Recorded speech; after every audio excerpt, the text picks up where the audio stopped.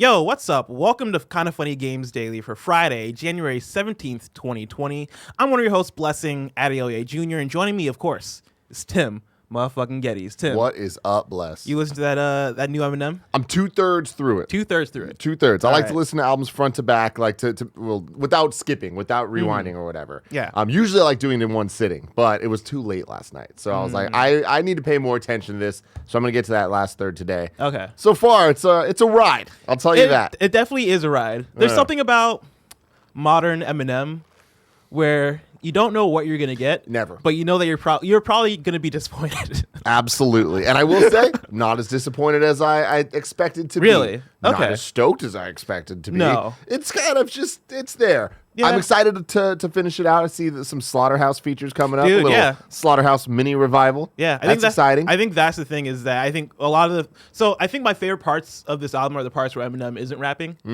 know, like there's a Juice WRLD feature on it. The Juice WRLD feature is But that great. one where I'm rapping on that song kind of kills it. Not bad at all. Yeah. But there's also there's a Royce to 5'9". Well, there's a couple of Royce to 5'9" features. There's a Black Thought feature on there. There's Q-Tip. Q-Tip. Yeah, like there's quite a few features on there where I'm like, all right, these kind of save it a little bit. Yeah, but yeah. We'll see. We'll see. If you guys want more of our thoughts on Eminem's latest album, what is it? Music to Murder By? Which I get is the Music Alfred to be Hitch. murdered by, I think.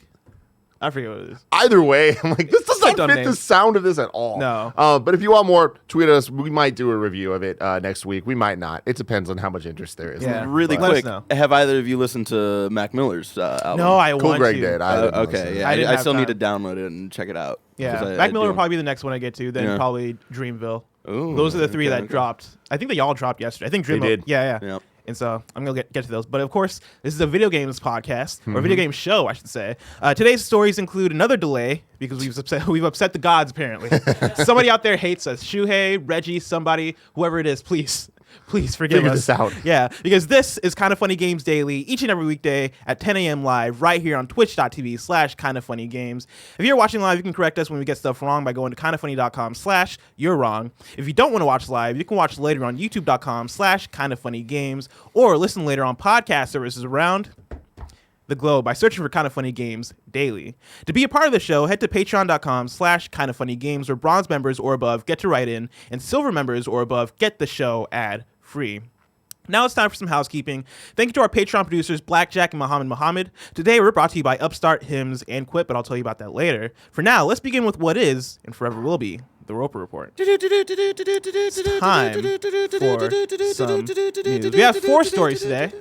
A baker's dozen. Starting off, Before you do that, this is housekeeping that I want to do and I forgot about. I want to show this baby off real fast. Oh, yeah. This is debuting, if I remember correctly, next Tuesday on kindafunny.com/store. The new PS I Love You crew neck sweater. Is there any way we can get the one, Barrett?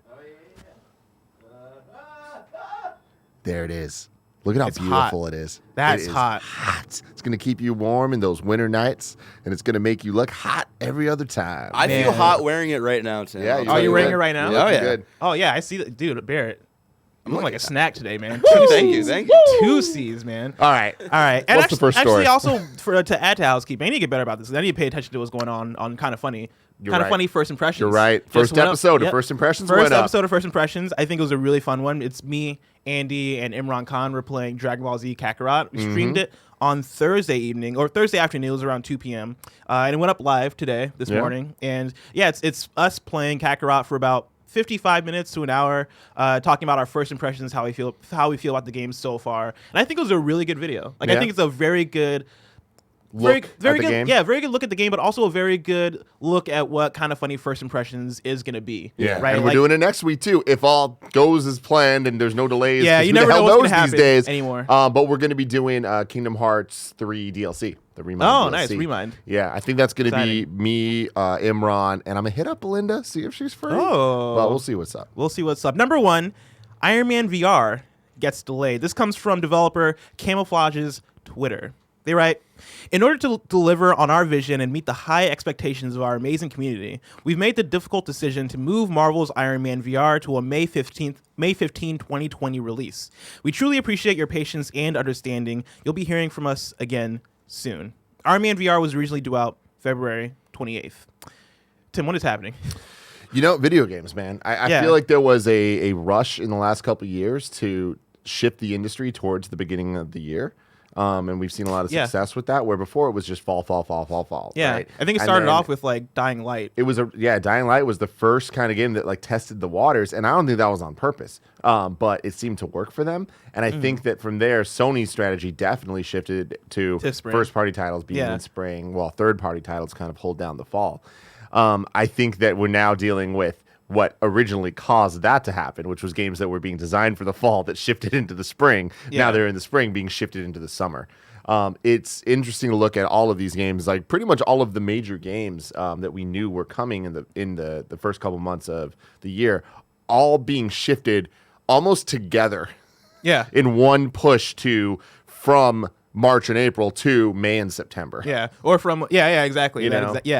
Katie writes in and says, "Hey guys, now Iron Man VR is delayed. I have a theory that all the recent delays are a symptom of higher ups wanting to get ahead of the new consoles and avoid the second half of this year when the actual devs can't crunch hard enough to keep to that, which they knew all along, but unrealistic deadlines were still given and announced publicly.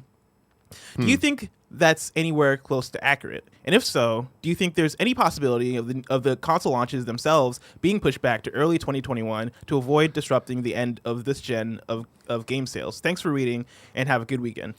I don't think so. Yeah.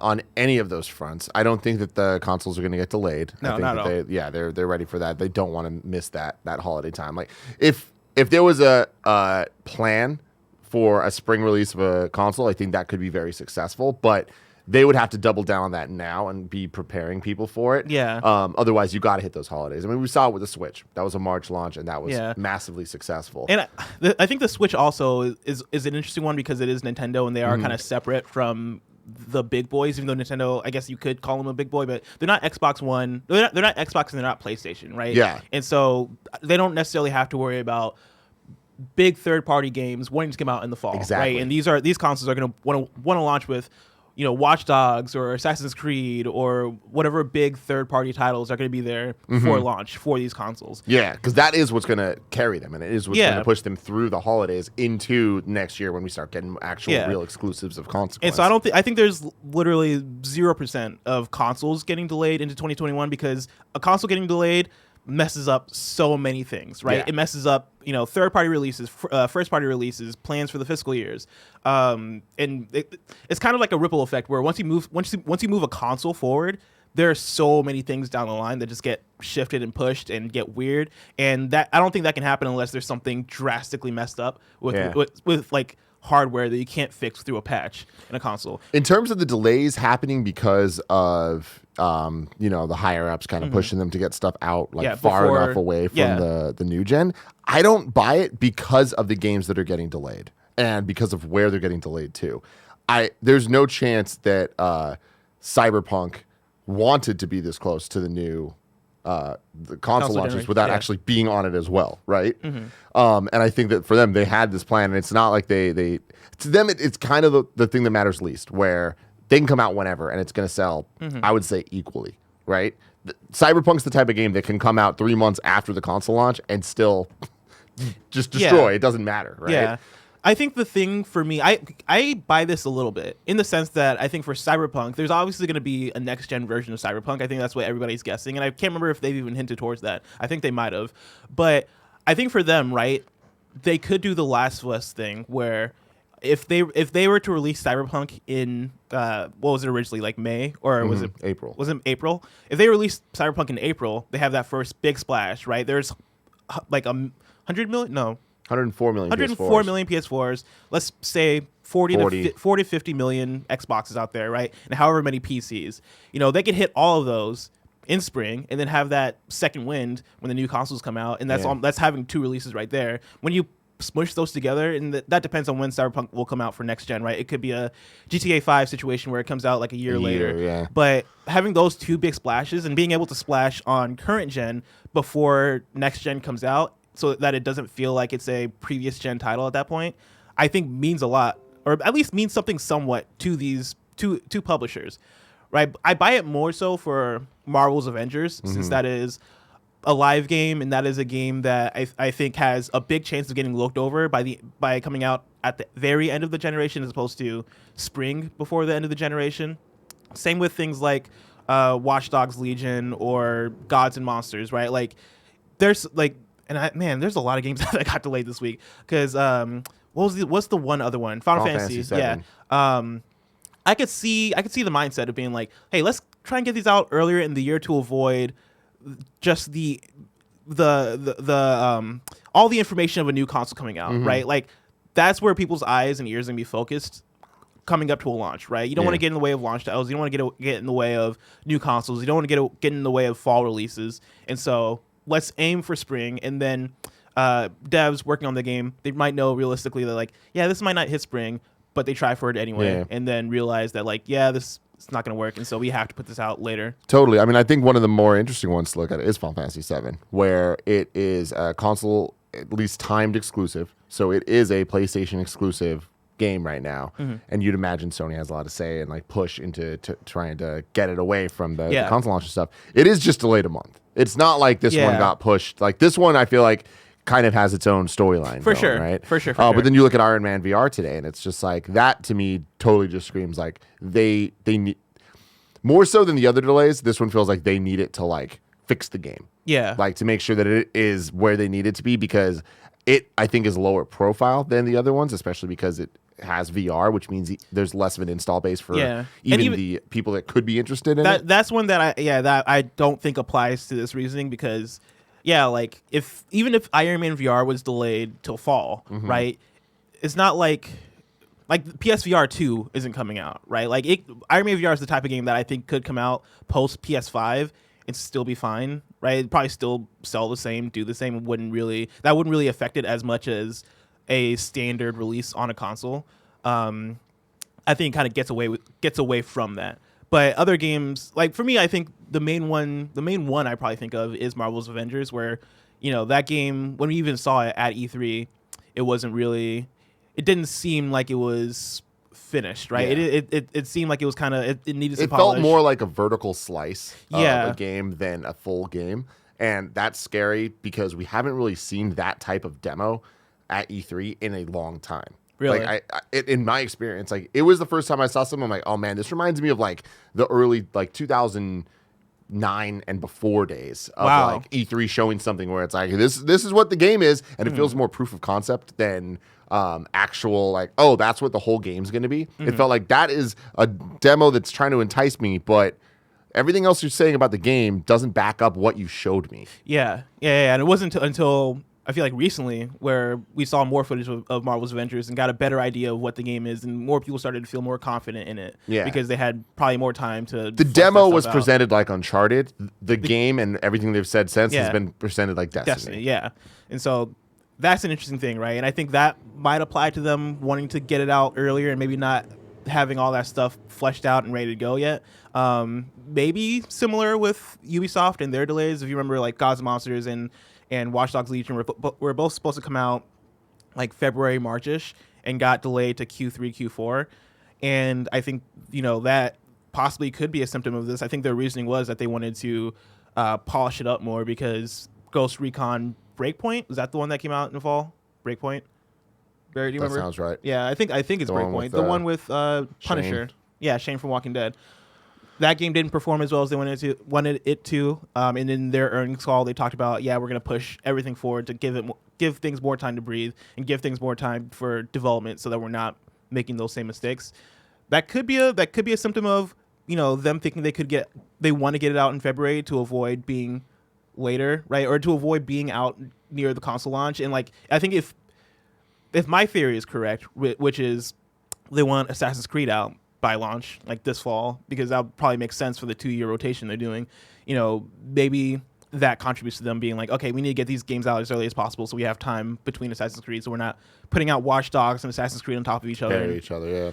Greg Miller just sent in something to me from Jordan Ramey over at GameSpot. Oh. No current plans for PS5, Xbox Series X versions of Cyberpunk 2077, says CD Projekt Red. As of right now, Cyberpunk is heading for PlayStation 4, Xbox One, and the PC. Nothing has changed in regard to those plans, CD Projekt Red CFO said on a teleconference call held to address questions about the new release date. We're going with the same plans that we set.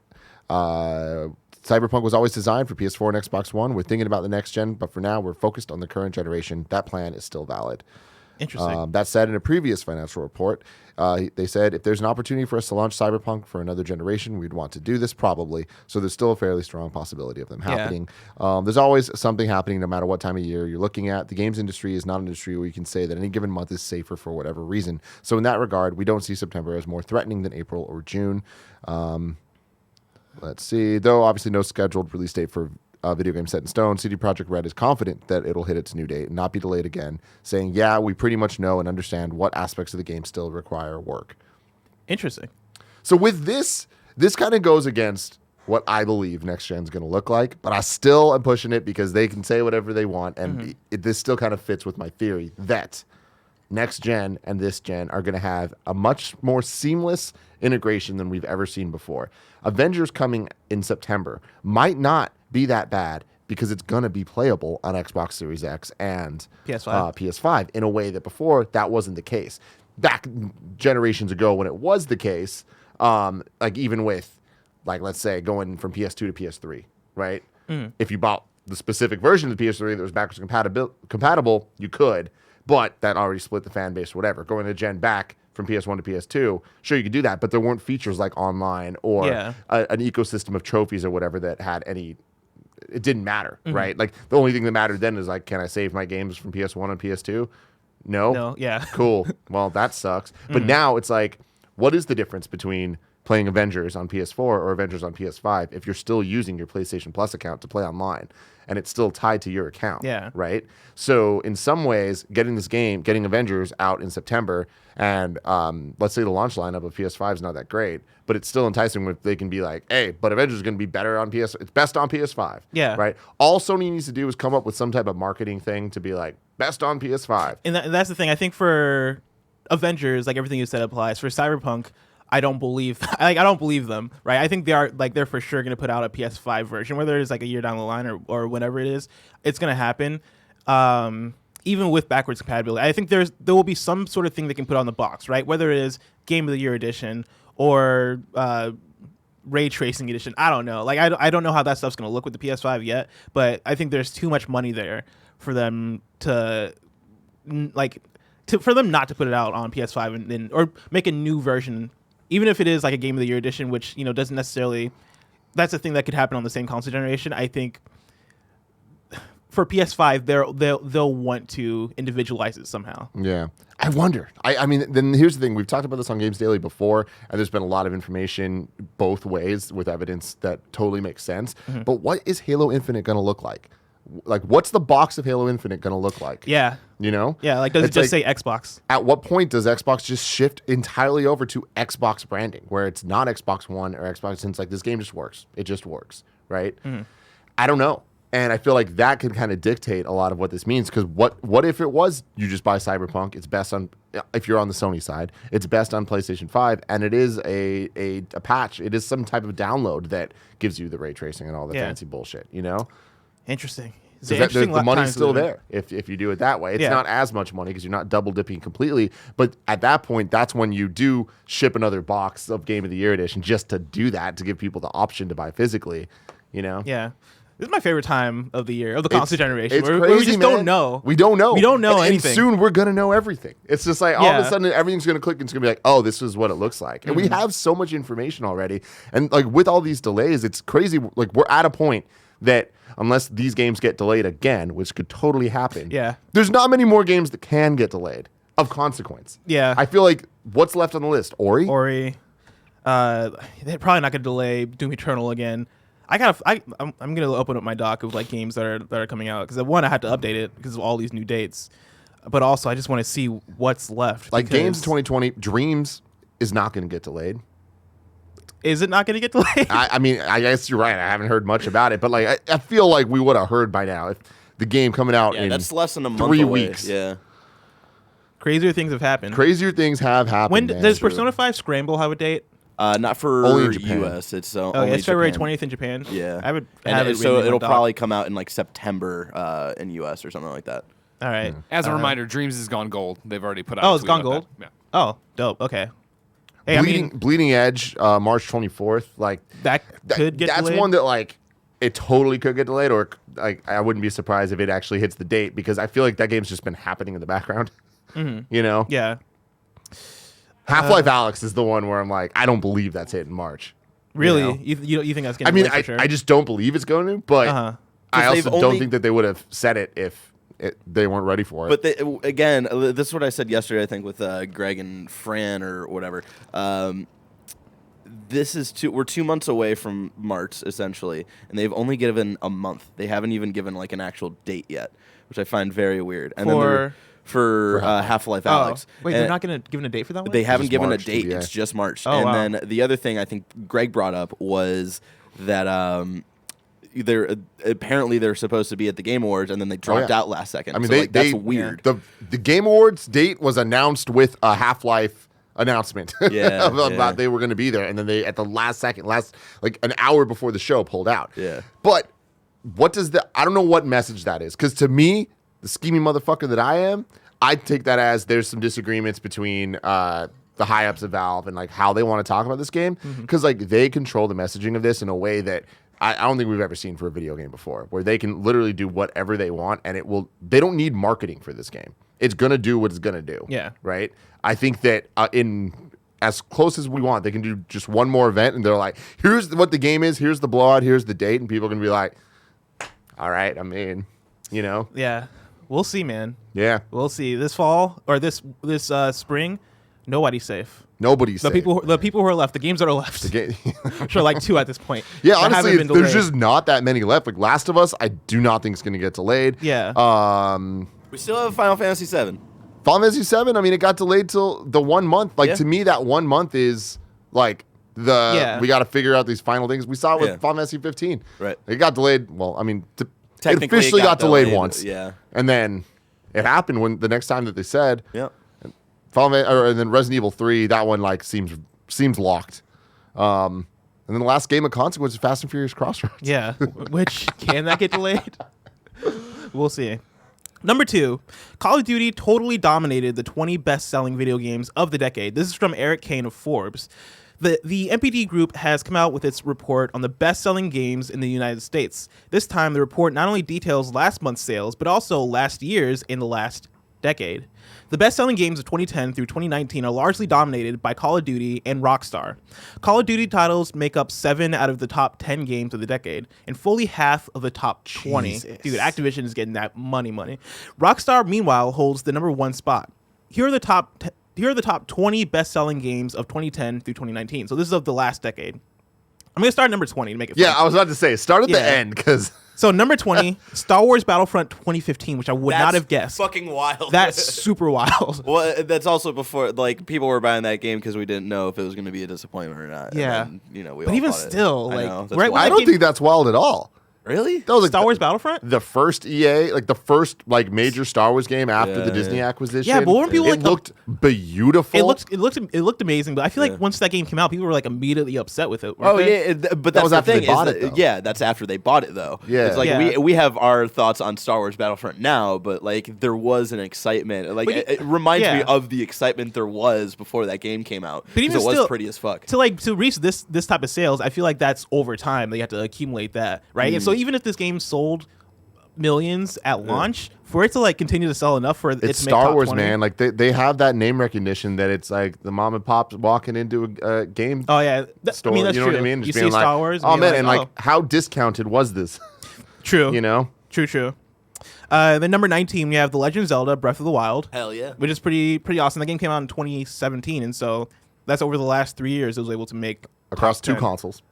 Yeah, across 2 consoles. Yeah, the it Wii U sold, and the- approximately what was it, like 15 million on the Switch and like And then 2 probably copies on the Wii U? Yeah, exactly.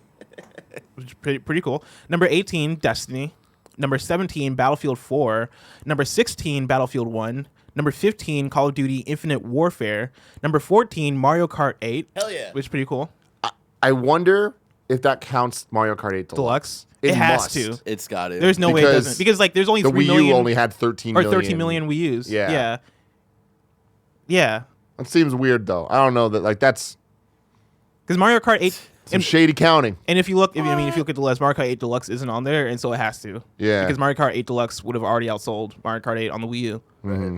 The number 13, we have Elder Scrolls 5 Skyrim. Number 12, we have Call of Duty Modern Warfare 2019. I'm surprised Skyrim is only number 13. I know. But I guess Call of Duty is just a The amount powerhouse. of systems that thing is on. Yeah, it's everywhere. Number 11, we have Call of Duty Advanced Warfare. And number 10, we have Minecraft. And number 9, we have Call of Duty Black Ops 4. I hate that they don't do regular Roman numerals. They have 4 eyes, or 4-letter eyes. And so I looked at it, I was like, is that 3 or 4? Number 8, we have Call of Duty World War II. Number 7, we have Red Dead Redemption 2. Which is wild. That is wild. At number 6, we have Call of Duty Ghosts. At number 5, we have Call of Duty Black Ops 3. At number 4, we have Call of Duty Modern Warfare 3. At number 3, we have Call of Duty Black Ops 2. At number 2, we have Call of Duty Black Ops. And at number 1, we have Grand Theft Auto 5. So I feel like a lot of that is to be expected, especially GTA 5 at number 1. Yeah. And But, Black Ops 1, I'm surprised Black Ops 2 is all the way up there, but Black Ops 1, Dude, Black fuck Ops. Yeah. The first one, dude? I Hell yeah. pretty much love all the Black Ops games. Like, Catch me in Gun Game. What's up, man? oh, dude, do you want to play some gun game? Let's fucking Dude, let's play go. some gun game. I Hell freaking yeah. used to love gun game. Gun Game was like almost the Battle Royale before Battle Royale yeah, existed. I mean, gun game and Sticks and Stones were the two modes me and my homies played all the time. Fuck yeah. I think, was it Black Ops 2 that had like the ship map that you would play on? That had like the yacht? I think that was 2. Are you sure? I'm almost I want Okay. to say I'm positive it was 2. Okay, Because Black Ops 3 was on PS4.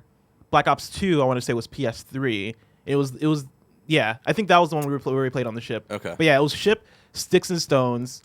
Dude, so much fun. So much fun. So much That's fun. Fucking awesome. The most surprising thing to me here is Minecraft at number 10. I know. Yeah, it's interesting. That's why I'm curious on. So what I'm doing a what little this list digging is. here. Is it sales? Minecraft sales, we're seeing that, as of May 2019, it says they've officially sold 176 million copies worldwide. That's a fuck ton of copies. Yeah. What I'm thinking is Minecraft technically came out May 17th, 2009. So what if the sales from June to December don't count towards this because they weren't sold in the decade? I mean, probably not. But I imagine for sales, is this counting copies sold or is it counting money made? Because I feel like money made in Minecraft isn't. No, it's copies sold. Is it copies sold? Yeah, you can't. Yeah, it's sales like this are always copies sold because you can't. Oh, okay. You can't. If you counted the like microtransactions and shit, it would be like Tencent games everywhere. You know. Yeah. True. This is fair. Interesting. Yeah, the Minecraft thing. But like, was Minecraft popping like that in the first 6 months? Oh, That's the question yeah. though. I don't think it was. And that's the other thing where it's like, wasn't Minecraft like free for a bit when it was first coming out and shit? I don't know. That was like 11 years ago. I barely remember like this. I feel like I morning. remember. You had a pacifier in your mouth. Fuck you, Tim. I was only a year younger than Blessing. Yeah, dude, I just got potty trained at that point. God damn. All right, hold on. You can't lean into it too, Bless. Come on. See, some of this doesn't make sense to me because it's like the Call of Duty franchise has sold over an estimated 250 million units Also, worldwide. this is MPD, so this is only 2016. this is digital not included. Interesting. Okay. So So I think that's probably the thing because Minecraft. And there you go, ladies and Minecraft gentlemen. is one of those games that you probably would have gotten digital. Yep. The vast majority of people got it digital. Yeah. Let's get into the top 10 selling video games of December 2019. Let's see. Starting at number 10, we have Minecraft. Number 9, we have Pokemon Shield. Number 8, Super Smash Bros. Ultimate. Number 7, Mario Kart 8. Number 6, Pokemon Sword. Number 5, Luigi's Mansion 3. Number 4, NBA 2K20. Number 3, Madden NFL 20. And then number 2, Star Wars Jedi Fallen Order. Number 1, Call of Duty Modern Warfare 2019. That's December. And then the top 10 selling video games of 2019. So this is year to date ending in December 2019. Number 10, we have Mario Kart 8. And here they have an asterisk. I'm wondering if that asterisk will tell me I think if it's deluxe. but I think it's specifically like Nintendo doesn't give out their digital sales or something like that, isn't that right? Oh, yeah. I think That's probably that's a what it thing. is. Because, yeah, they're still not saying deluxe, but we're just going to assume that's deluxe. Number 9, we have Tom Clancy's The Division 2. And number 8, we have Kingdom Hearts 3. And number 7, we have Smash Brothers Ultimate. And number 6, we have Star Wars Jedi Fallen Order. And number 5, we have Mortal Kombat 11. And number 4, we have Borderlands 3. At number 3, we have Madden NFL 20. And number 2, we have NBA 2K20. And number 1, we have Call of Duty Modern Warfare 2019. Checks out. Damn. Checks out. Frank Furtter writes in and says, "Good morning, Blessing and Tim. MPD released the top-selling games of the decade, and while it's no huge surprise GTA 5 is at the top, it is somewhat shocking to me that only one of them is a solely single-player game. If I really think about it, I shouldn't be surprised. It shouldn't be surprising that the list is made up of multiple Call of Duty games, but even the bad ones still outsold games like The Last of Us, BioShock Infinite, Mass Effect 2, and any of the Soul games. Any of the rebooted Tomb Raider games, and the list goes on. With Skyrim becoming the new Doom in terms of it being on everything, do you think console exclusivity hurts single-player games from selling copies in terms of making these top-selling lists? Would putting them on every console help them, since most of the games I've listed are on the major consoles? Thanks for all you do, Frank Furter." Yeah. Yeah, I mean, that's the easy answer, yeah. The thing is, though, when you look at games like Last of Us or Horizon or like God of War, right? Like the point of those games isn't necessarily to sell units. Like they aren't to sell game units, right? They are to sell consoles. And so in that sense, they're fulfilling their purpose, right? If Last of Us was cross-console, was on PC and Switch and everything, right? Like it sell way more copies, but Sony doesn't really... Sony more so wants that game to sell PlayStation more than it's about attach rate. Yeah. You know, and that's the thing is I feel that when you look at first party titles, they do sell more on the console than third party games tend to do on the single console because it is exclusive, and that's the point. So let's just say that Horizon 2 will sell 14 million on PS5, whatever, eventually. Mm-hmm. Then, and if it was multi-plat, then total it might sell 20 million. You know? Yeah. But it's like there was so much more on PlayStation because it is an exclusive and because people are going there as a destination event to play that game and they're buying the console for that game. I also just think that, you know, it's an impossible thing to chase making the highest selling games of all time or all the decade lists. Like, there are games. There's a system to that. You can look at the rankings and totally see what it is. And it's Grand Theft Auto, it's Call of Duty. It's these games that have the mainstream hooks in social dynamics of keeping you playing year after year. And that's the thing, right? Like a lot of these games continue to sell and sell and sell because, you know, people want to play with their friends. There's more content being added over time, and there's reasons to keep returning to the game over and over and over again. That's why GTA 5 is top 10 every year still, even though that game originally came out in 2013. And it's not because of the campaign. It's not because that's the thing is you finish the campaign and get like for even the most amazing campaign like Last of Us, it's like that. It's limited on how many copies it can sell. Yeah, you know, because it's not going to have the type of reach of people being like, you got to buy it. Also, there's the borrow ability, right, where it's like, oh man, I borrowed my friend Curran borrowed my Last of Us, beat Last of Us. He didn't need to buy Last of Us. He's going to buy Last of Us 2 now, so there's an advantage there. Yeah, but whereas Call of Duty, it's like, oh man, we all want to play. We all need copies of the game. Exactly. We all need copies of the game, and like with that, even over time, right? We're gonna have people come and join us and play with us, you know, 5 years from now because these games last, right? Maybe not with Call of Duty. Call of Duty might not last for 5 years, but something like Mario Kart 8, right? Like that, Mario Kart is always one of the top selling games on Switch because it's a communal experience. It's something that's easy for everybody to kind of jump into. Yeah. And so, number 3. CD Projekt Red reveals that development staff have been required to crunch on upcoming RPG. This is from Brendan Sinclair with additional reporting by Hayden Taylor. And this is an update also to their article that I think Greg and Fran might have talked about yesterday. There's a required reading today of Jason Schreier over at Kotaku. He did a very in-depth look at this. And, you know, he's always the one that's kind of the leading journalist when it comes to reporting on covering like studio unions, culture. Studio culture, all that stuff. Yeah. So. And so this is essentially GameIndustry.biz's update to their story yesterday about how Cyberpunk was delayed. So this says, update January 17th, 2020. In a call with investors, CD Projekt joint CEO Adam Kaczynski confirmed that studio staff have been required to crunch on the development of Cyberpunk 2077. They wrote, it's a typo. They say 20,177. During the call, one investor asked if the development team had been required to crunch, to which Kaczynski responded, quote, "To some degree, yes, to be honest.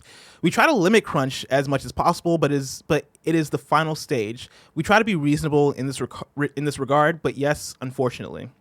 End quote. Last year, CD Projekt Red announced it was introducing a non-obligatory crunch policy and asked developers to push back if the hours were too punishing. The developers also faced criticism previously over working conditions, and in 2017 responded to a deluge of negative reviews on workplace review website Glassdoor. One person wrote at the time, quote, "Crunch here is insane. We read about Bungie's crunch and Mass Effect Andromeda crunch and laughed, and crunch will hit current project hard. Because spreadsheet planning plus incompetent overseers equals hemorrhoids, bad back, and depression," end quote. Oof. Yeah, that's rough. Yeah, man. That's rough. It is. It really is. Yeah. And go read the Jason Schreier article, because I feel like he definitely adds a lot of context to this of potential solutions and stuff, a lot of them involving unions. But it's, I don't know. I don't know the solution to this. We've talked about this so many times over the last couple of years, and we're going to continue to talk about it a lot. It sucks. Yeah. And, saying that something is non-obligatory crunch is like, okay, but really though, is it? Yeah.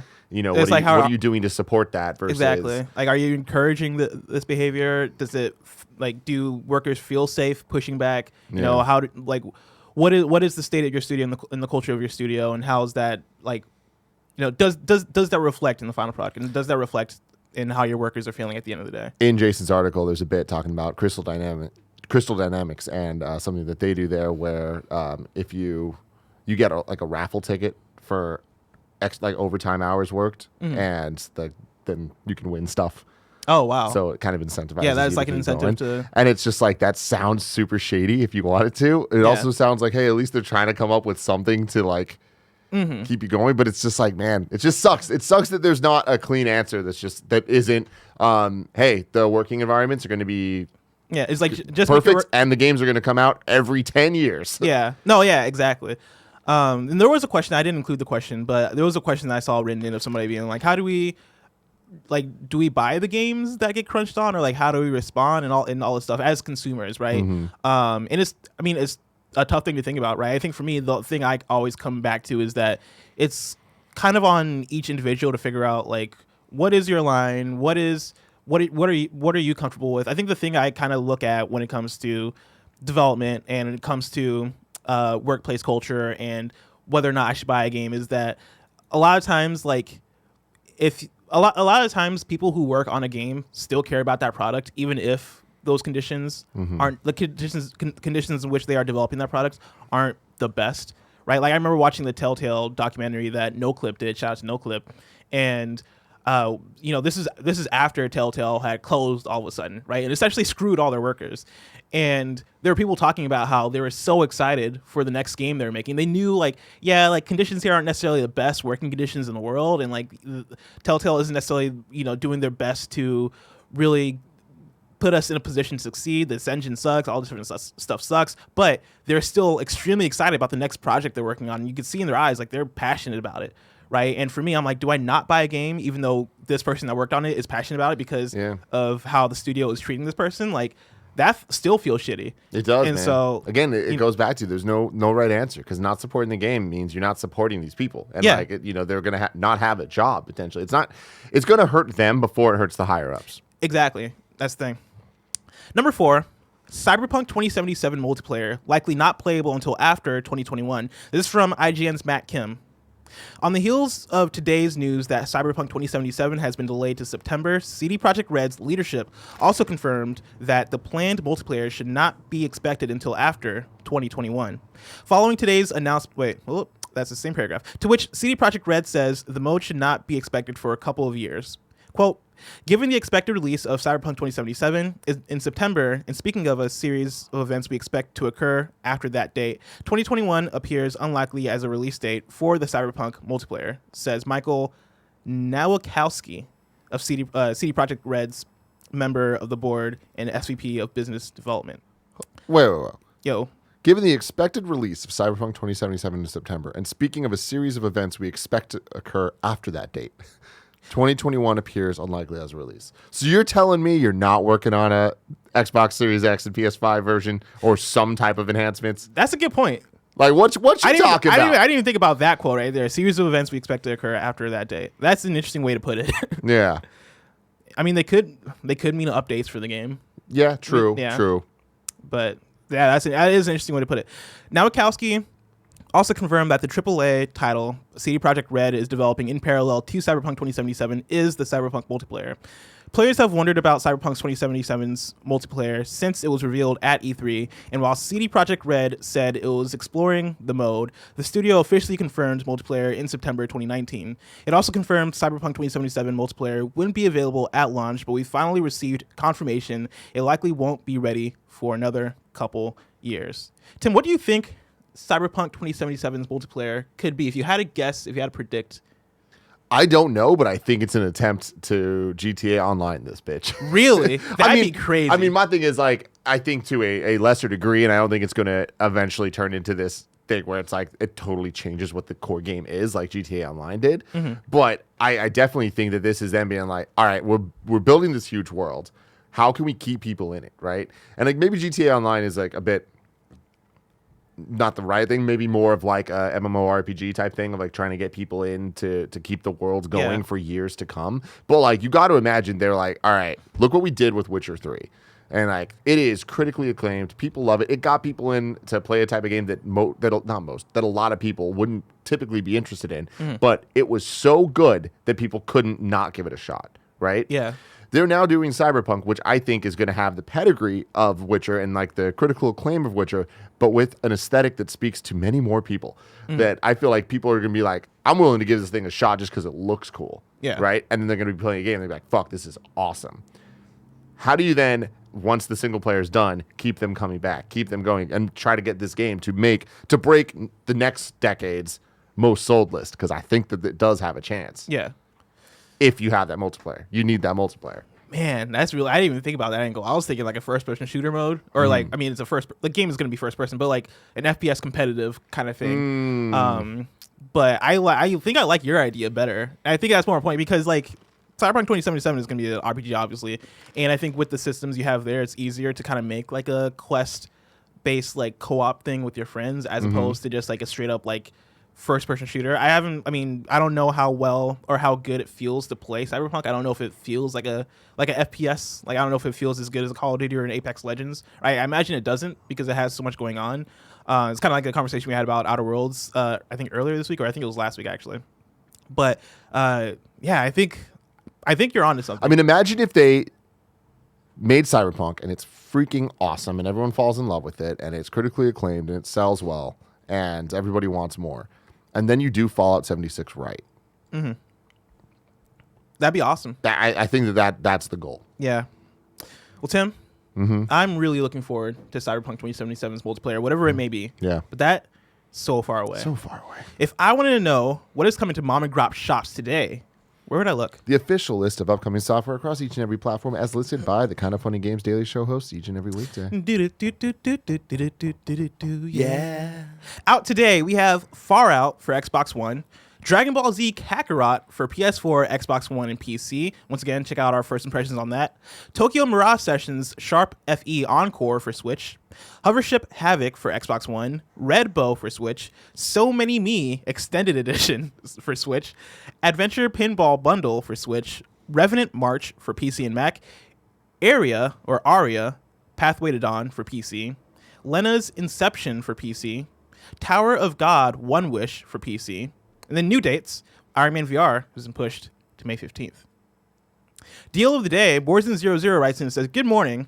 I just want to shout out a deal of the day. Humble has for $25 maybe the best collection of PC games, and it 100% supports the animals and wildlife affected by the fire raging in Australia. If you want a distraction from doing taxes and support a good cause, this is a good week for it. Some highlights are one of the best Metroidvania games I've ever played, Hollow Knight, Duck Game, Void Bastards, Mr. Shifty, and Death Squared. Even if you even if you aren't doing taxes on a PC, then still maybe pick up this package and give the codes away, or save them for when you decide maybe my taxes need to be ray traced, and upgrade your tax box, because while most wildlife in Australia might want to kill you, they still deserve to be saved. So there you go, deal of the day. There you go. Now it is time for reader mail. You can write into patreon.com/kindoffunnygames, where you can get the show ad-free. And speaking of ads, this episode of Kind of Funny Games Daily is brought to you by Upstart. Between hitting the gym, eating cleaner, or learning a new skill, there are a lot of ways we can better ourselves in the new year. But I can't think of one that's more important than starting the year off tackling high-interest credit card debt. My friends at Upstart.com are here to help. Upstart is a revolutionary lending platform that offers smarter rates to help you pay off high-interest credit card debt. Upstart goes beyond the traditional credit score when assessing your credit worthiness. They actually reward you based on your education and job history in the form of a smarter rate. Upstart believes you're more than just your credit score. They believe in you. They make it fast, simple, and easy to check your rate. Since it's just a soft pull, it won't affect your credit score. The hard pull happens if you accept your rate. The best part, once the loan is approved and accepted, most people get their funds the very next business day. That's the next day. Over 400,000 people have used Upstart to pay off credit cards or meet their financial goals.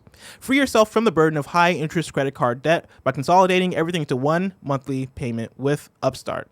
See why Upstart is ranked number 1 in their category with over 300 businesses on Trustpilot, and hurry up to upstart.com/kfgames to find out how low your Upstart rate is. Checking your rate only takes a few minutes. That's upstart.com/kfgames. Hurry up to upstart.com/kfgames to find out how low your Upstart rate is. Let me also tell you about Hims. You've heard us talk about Hims and how they're helping guys look their best. If you haven't yet, it's time to see what they're all about. There's a problem out there. 66% of men start to lose their hair by age 35. Once you've noticed thinning hair, it can be too late. Is that hairline slowly starting to move backwards? Any bald spots yet? Let me tell you, I've started dealing with my hairline receding, and it's not fun.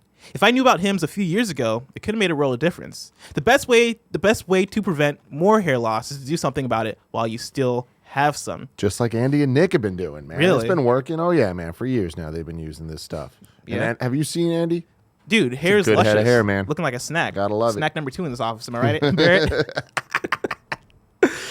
I Oh love man, you so much, Bless. The best way to prevent more hair loss, like I said, is to do something about it while you still have some. It's time to get a handle on those precious locks. Thanks to science, baldness can be optional. Hims is helping guys be the best versions of themselves with licensed physicians and FDA-approved products to help treat hair loss. No snake oil pills or gas station counter supplements. These are prescription solutions backed by science. Hims was created by a guy who knows that some men's health conversations are easier online than in person. No more awkward in-person doctor's visits or long pharmacy lines. 4Hims connects you to real-life doctors online, which could save you hours. Completely confidential and discreet. Answer a few quick questions a doctor will review, and if they determine it's right for you, they can prescribe you medication to treat hair loss that is shipped directly to your door. Try Hims today by starting out with a free online visit. Go to 4hims.com/gamesdaily. That's FORHIMS.com/gamesdaily. 4hims.com/gamesdaily. Prescription products are subject to doctor approval and require an online consultation with a physician who will determine if a prescription is appropriate. See website for full details and safety information. This could cost hundreds if you went in person to the doctor's office or pharmacy. Remember, that's 4hims.com/gamesdaily. And lastly, we're brought to you by QUIP. QUIP, makers of the QUIP electric toothbrush, wants you to know the one single discovery that matters most for your dental care. It's simply this, that if you have good habits, you're good. That means brushing for 2 minutes twice a day and flossing regularly. No matter what brand you use, QUIP makes that simple, starting with an electric toothbrush, refillable floss, and anti-cavity toothpaste. QUIP's electric toothbrush has sensitive sonic vibrations with a built-in timer and 30-second pulses to guide a full and even clean. The QUIP floss dispenser comes with pre-marked string to help you use just enough. Plus, QUIP delivers fresh brush heads, floss, and toothpaste refills to your door every three months with free shipping, so your routine is always right. Join over 3 million healthy mouths and get QUIP today, starting at $25. And if you go to GetQuip, getquip.com/games. Right now, you'll get your first refill free. That's your first refill free at getquip.com/games. Spelled GETQUIP.com/games. Quip, the good habits company. It's true. All of it. While you were doing that, Nanobiologist in the You're Wrong section sent us a couple breaking news stories that I wanted to look at real quick. Barrett, can you bring up what I sent? Assets, please. At a VR conference over in China, the China president of HTC Vive was given a little presentation, and he had some slides. Can you bring up that slide, please? Yes. So bring it up, please. These are just some of the things that he talked about. 606 depth of field becomes new AOI standard. I don't know if that's depth of field. I'm just guessing. It's probably not. Natural UI, blah, blah, blah. B2B adoption. Valve, Half-Life Alyx / Left 4 Dead 3. Whoa! Will drive consumer and AAA studio interest. Whoa. Now, hey, this is definitely not a confirmation by any means, but this is the president of Vive in China. LFD3. Wow. In VR. Which we all kind of expected. Did we expect this? Yeah, I think that I think everyone expected if we got another Left 4 Dead, it would be in VR. Really? I wouldn't even thought that was. It's been rumored for a long time. Interesting. But anyway, again, not a confirmation, but that's exciting. We'll see. What bullshit do you Barrett Courtney just had that look on his face like he has some bullshit to say. Someone brought up in the chat of like Portal 3 in VR, I'm calling it. And that's just like, I don't want that. You don't want Portal 3? Well, no. I don't want to throw up in VR. Yeah, do you remember what Portal 1 and 2 fucking feel like? They could design around that. Dude. The thing though is that I just want to fucking play a normal video game and it's just Portal. The thing they did say Daniel Dwyer did an interview with the people working on Half-Life Alyx, and they talked about wanting to do Portal VR, but they said that they couldn't be for that exact reason. Yeah, like we can't make it work. Yeah, we can't make it work without people getting sick because Portal's all about flinging yourself all around the place. And then fling yourself. The other story that Nanobiologist sent over to us is from videogameschronicle.com. It's an exclusive. Ubisoft revamps editorial team to make its games more unique. Interesting. This is another thing I'm going to put as a required reading. So go to videogameschronicle.com and go check it out.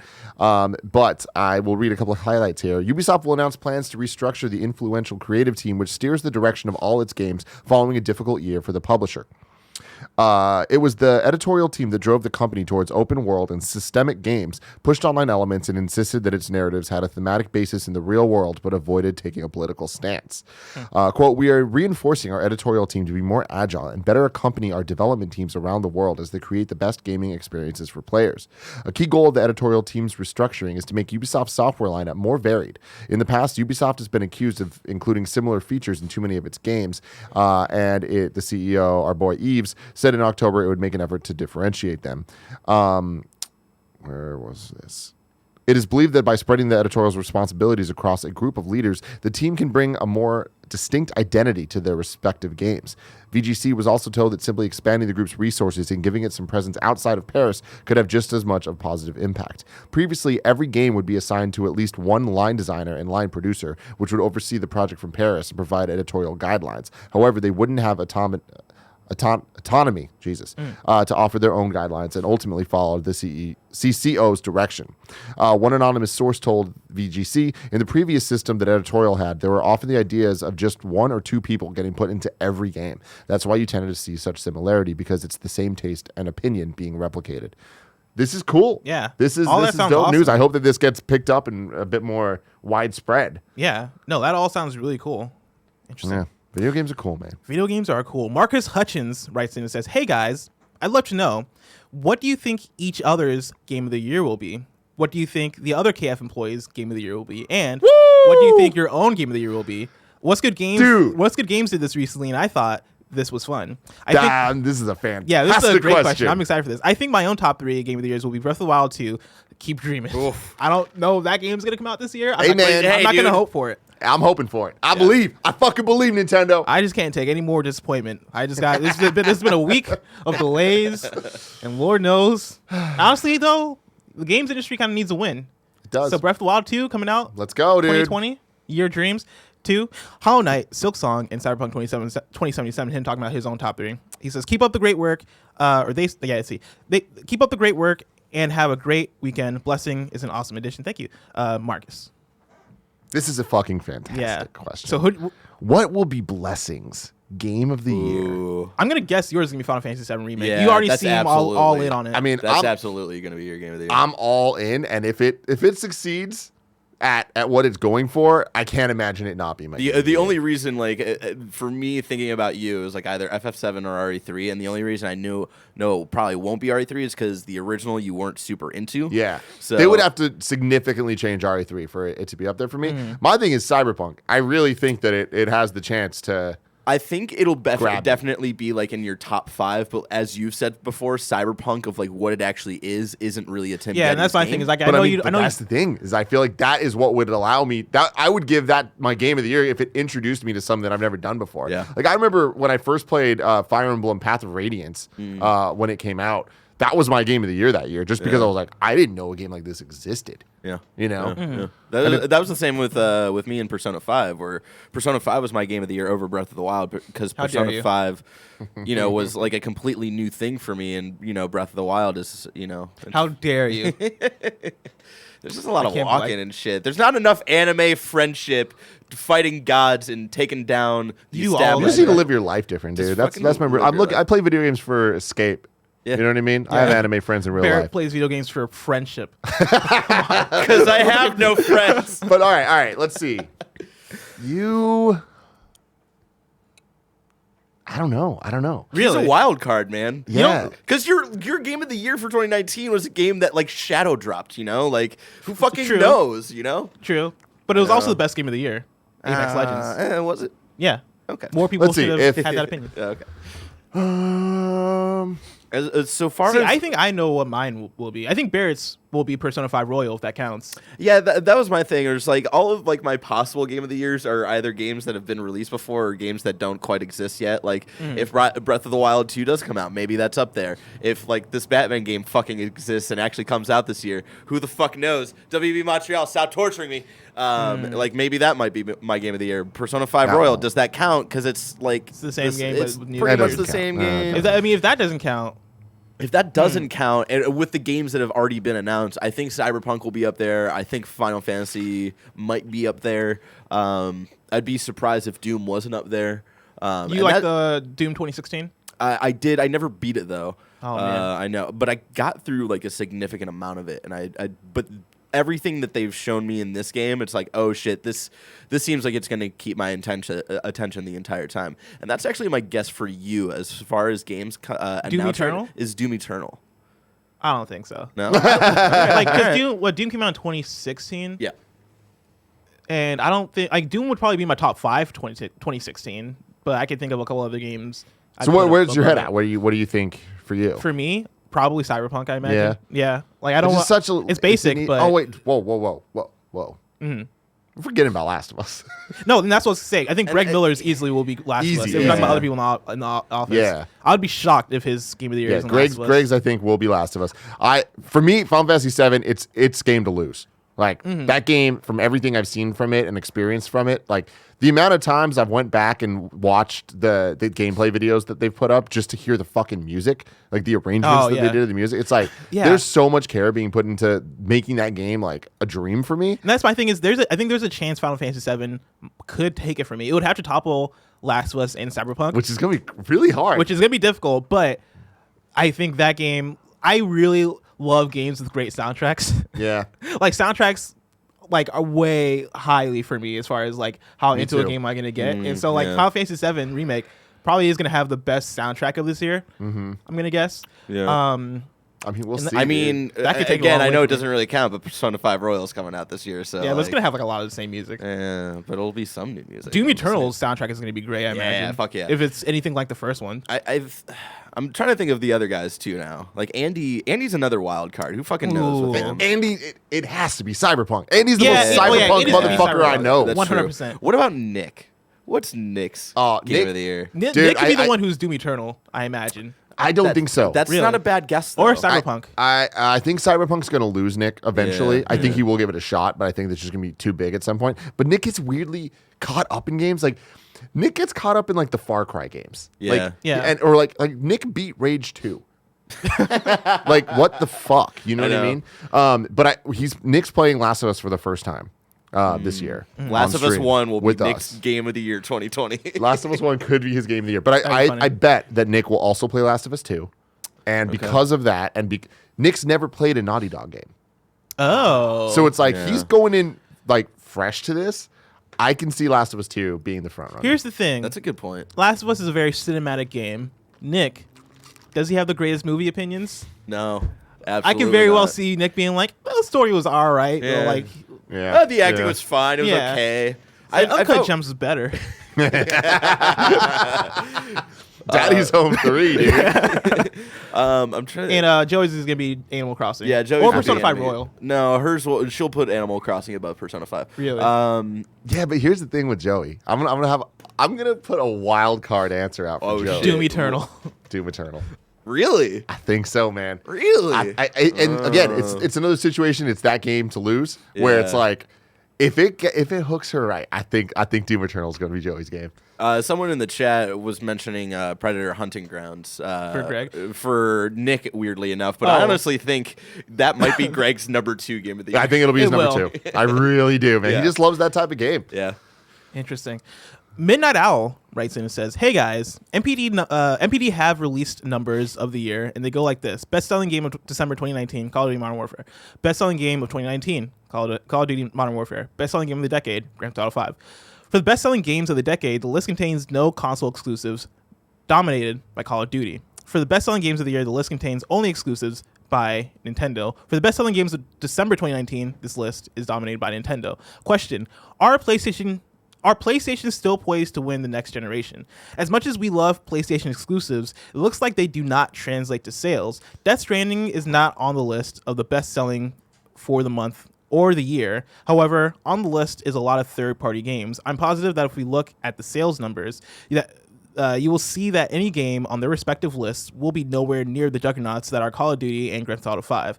With the Switch not being powerful enough for third-party games, and Microsoft saying they will not make deals to make any game/game content console exclusive apart from their own, Sony has free reign of the market to make deals with companies to make their games have exclusivity or exclusive games on their console. If Sony makes deals with Activision again for Call of Duty and EA or FIFA/2K or NBA 2K, all of those gigantic fan bases are almost guaranteed to buy the PS5 over the Xbox. Should Microsoft go back on their word and try to sign some exclusivity deals? Hope everyone is well, and blessings to all. Midnight Owl. There's a lot in there. There's a lot in there. No, Xbox shouldn't do that. They should double down on the vision that they have of Game Pass, and you just play Xbox games wherever the fuck you want to play Xbox games. The PlayStation thing, it's like, this goes back to what we were talking about earlier. They're not trying to compete with the best-selling games of all time. Those games sell extremely well. For exclusives sell extremely well. Yeah. And they continue to over the life cycle of the console. So I think the PlayStation needs to just keep its strategy up. And it's like, when you look at the sales of the exclusive PlayStation games, they're all very high. Even the lower end, even the more niche ones, like when it's exclusive, like that, it gives it an added boost. And they also have the third party things. And John Drake for years over at PlayStation was kind of the guy heading up those third party deals, like making sure that the Call of Duty was going to have that extra oomph, the exclusivity here or there to sway people over to PlayStation over Xbox. And it fucking worked. Like, it's crazy that Call of Duty shifted from Xbox to PlayStation last generation, and it's because of those things. They need to continue that to keep that momentum going into next year. Yeah, I agree 100%. I think this also goes back to the conversation we had earlier in this show about, exclusives aren't necessarily only to sell copies. They're also to sell consoles, right? And so I think Last of Us or God of War or whatever game not being in the top 10 for the decade doesn't really mean much to PlayStation, because one, they're exclusive, so they're not going to sell as much as a lot of the other bigger games. Also, like, they're single player. Also, also they're all on one platform. Like, yeah, I mean, were you on the show yesterday? No, I wasn't. It was Greg. Did they talk and about Fran. Horizon coming to PC? Yes, they did. They did? Okay. Yeah. It's like that to me is a great example where it's like it's good that it's coming to PC, especially now. Like it's like you want to get that oomph of the exclusive, but at some point it's like you want to make more money. You want to keep the game going, and also going into Horizon 2, you want as many people to play Horizon 1 as possible, so that when they go into the PS5, they're like, I guess I gotta buy the PS5 because I want Horizon 2, and I don't want to wait for the PC version eventually. Yeah. Now it's time to squad up. Let's do it, man. Josh writes in and says, "What's up, Blessing and Tim? I'm a lapsed Monster Hunter World player who put in around 100 hours on PS4 when the game first came out, but have now transitioned to PC. I just beat the main story and will be hopping into Iceborne soon, and would like some help hunting some monsters after we're done doing our taxes." What's with everybody in taxes today? It's tax PC, season, man. Bless. Yeah. And I guess it is tax season. Yeah. I mainly play Charge Blade. If anyone wants to help me out, add me on Steam. JHugs. JHugs. JHugs, all one word. Really quick, I just want to, on the show officially, I was in the chat talking to one nanobiologist, and we have made an official pizza bet, so I want to make it official on the show. We're betting, nanobiologist thinks that the Harry Potter game, that this unofficial, possibly leaked Harry Potter game, is going to come out before WB Montreal's Batman game. So we have a pizza bet going. Oh. So if the Harry Potter game comes out before the Batman game, I have to get nanobiologist a pizza. And this is nanobiologist's words. If the Batman game comes before the Harry Potter game, the nanobiologist gets all of us pizza. So there you go. Oh, shit. It's a lot of pizza. It's a lot of It is- pizza. it's I a hope lot he of knows pizza. what he's I know. getting himself into. He's very confident in this bet, and I think he's silly for it. But I respect it. Let's get into You're Wrong. The nanobiologist writes in and says, Minecraft was released as a beta in May 17th, 2019, and it had a full release in November 18th, 2011. So there you go. Minecraft at alpha launch was worth $13, then went up to $20 on December 22nd, 2010. And then Robbie Rob's saying that there were 2 single-player games on the list, Skyrim and Breath of the Wild. cool. We were saying it was just Skyrim. Oh, gotcha. And then Arvel says 6DOF means 6 degrees of freedom. Whoa. This is a method for calibrating the camera with respect to the surroundings in a 3D dimensional space. Dude, 6 Degrees of Freedom sounds like a Spike Lee film. Yo, I'd watch that. Of course, I mean, that pretty much does it for the show. Thank you guys so much. Let's get into the post show, and until next time, it's been our pleasure to serve. What